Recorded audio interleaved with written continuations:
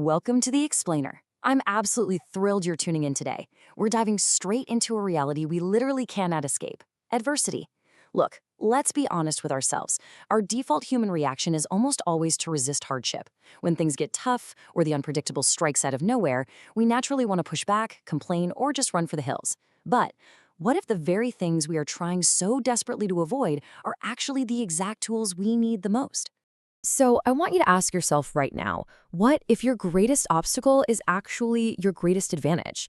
It completely flips our traditional view of hardship on its head, doesn't it? We usually look at our trials like they're roadblocks, these annoying things stopping us from living our actual lives. But across centuries of human history, the absolute greatest philosophical minds have argued the exact opposite. Okay, let's dive right into this. Think about this legendary quote from the Roman emperor and Stoic philosopher Marcus Aurelius. He wrote, "The impediment to action advances action. What stands in the way becomes the way." This single thought is a total game changer for how we frame our struggles. It's basically telling us that the obstacle isn't blocking your path. It literally is the path. Which brings us to Section 1, the Stoic pivot, the power of perception. To really wrap our heads around this, we have to look at the ancient Stoics. They built an entire philosophy around how we interpret the events in our lives. Marcus Aurelius made this super profound distinction. He essentially said, if you're pained by an external thing, it's not the thing itself disturbing you, it's your own judgment about it. The crucial takeaway here is that the event itself is totally neutral. All that suffering, the anxiety, the frustration, we are completely generating that ourselves through the stories we spin in our own heads. Perception is literally everything. And there's this massive, absolute divide between what we cannot control and what we can. Trying to argue with the reality, your circumstances, or the past, that is a losing battle. You're going to lose that fight every single time. But you have absolute control over your thoughts, your perspective, your attitude, and your effort. The Stoics teach us to zero in exclusively on that internal power. By directing all our energy only toward what we can actually control, we drastically magnify our own strength. Which brings us to a seriously wonderful metaphor from Epictetus. He said, "The art of life is way more like the wrestler's art than the dancer's." He asks us to imagine that the universe is like a trainer who pairs you up with a tough, incredibly strong opponent. Now, why would it do that? To punish you? No way. It's to turn you into Olympic-class material. Without that brutal opponent, you'd never actually discover what you're truly capable of. And this brilliantly illustrates the vivid, elemental imagery the Stoics use to visualize our relationship with hardship. Seneca compared obstacles to clouds drifting in front of the sun. Sure, they might obscure the light for a minute, but they can never actually defeat it. He also compared adversity to fire testing gold. And Marcus Aurelius wanted us to be like a rock that the waves just keep crushing over, standing totally unmoved while the raging sea eventually falls still around it. They use these awesome images to show us how to take our setbacks and turn them into raw material for our own growth. Moving on to Section 2, the Buddhist context, equanimity and the path of awakening. Let's pan out for a second and take a more cosmic perspective. The Buddhist teacher Fred Epsteiner explains what is essentially the core concept of dukkha, the idea that the world is inherently impermanent, unstable, fragile, and just completely unpredictable. It endlessly unfolds based on a million causes and conditions that are so far beyond our control. So the so what here is this. If we truly internalize that big picture, we aren't going to be shocked, terrified, or angry when adversity strikes. We won't feel like the universe cheated us because we realize, hey, this is simply how things work. So how do we actually put that into practice?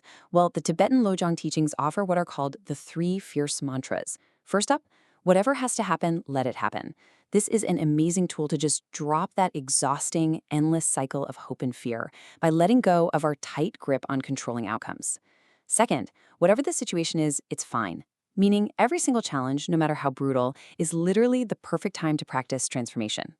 And third, I really don't need anything other than Dharma. This is a powerful reminder that our own internal mindfulness and compassion are all the tools we truly need to navigate this world. And practicing those mantras leads us directly to equanimity. Think of equanimity as letting go of that tight, stressful need to control life and its outcomes, while still continuing to act wisely and compassionately. Now, I want to be crystal clear about something. This absolutely does not mean passive inaction. You're not just throwing in the towel and giving up. It means showing up with kindness and noble action in the exact same way every single day, no matter what crisis is happening, without tying your emotional state to the outcome. Now for Section 3, the radical embrace. Amor fati. We're transitioning into something a bit different now, something incredibly powerful, a fierce, passionate love of adversity itself. This brings us to a core philosophical concept known as amor fati. It's a Latin phrase, and it translates directly to love of fate. It's this radical attitude where absolutely everything that happens in your life, the amazing stuff, the terrible stuff, the suffering, the loss, is seen as completely necessary. This is a massive, massive shift in how we approach our darkest moments. The brilliant philosopher Friedrich Nietzsche made this concept the absolute centerpiece of his work. He said, "My formula for greatness in a human being is amor fati, that one wants nothing to be different, not forward, not backward, not in all eternity, not merely bear what is necessary, but love it." He is straight up telling us that hiding from reality is a total lie. We can't just put up with what's necessary. We have to embrace it with wide open arms.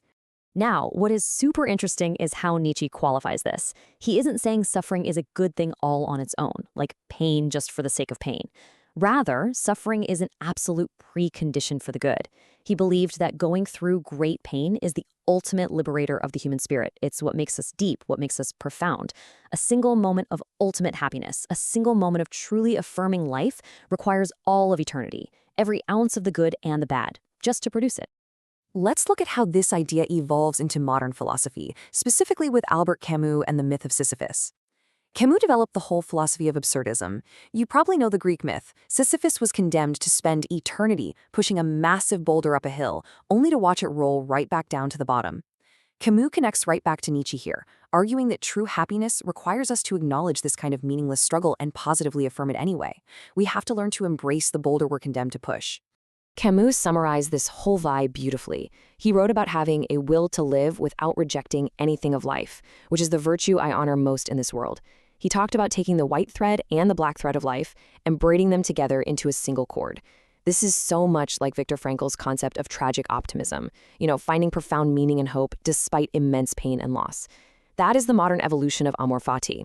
It's not just grinning and bearing the dark parts of life, but actively weaving them together with the light to create a complete, totally unbreakable existence.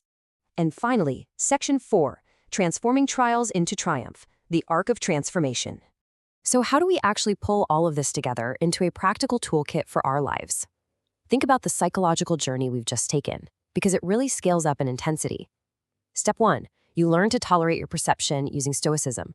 You recognize the event isn't bad, it's just your judgment of it. Step 2, you manage your equanimity using those Buddhist teachings. You accept the unpredictable nature of reality, you drop that exhausting need for control, and you act with compassion. And then step 3, you reach the absolute peak. You love your fate through amor fati. You embrace the suffering as a deeply necessary, beautiful part of the whole shebang. I want to leave you with one final provocative thought today. The next time you are staring down a massive obstacle, a true crisis, or just a totally unexpected setback, ask yourself, will you just endure your life, or will you learn to love your fate? The choice is entirely yours. Thank you so much for joining me on this explainer, and I will catch you on the next one.